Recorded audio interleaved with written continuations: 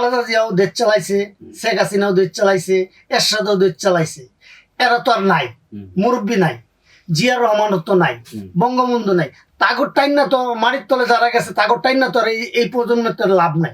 সাধারণ মানুষজন দুগা ডাইল ভাত খায় বাঁচতে পারে, চিরস্থাল কেউ বাচ্চা থাকে না।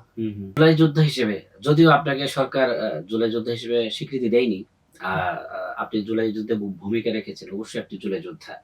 একজন জুলাই যোদ্ধা হিসেবে একজন সাধারণ মানুষের উদ্দেশ্যে আপনি কি বলবেন?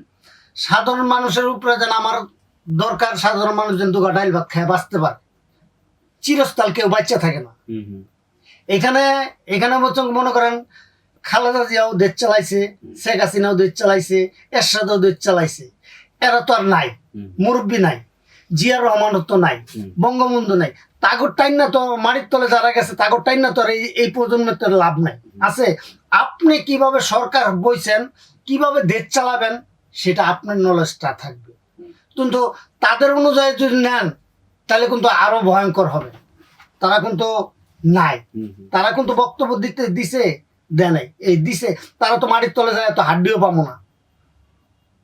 তাহলে জিয়া রহমানের মতন কি তারেক রহমান হইব? খালেদা জিয়ার মতন কি তারেক রহমান হইব?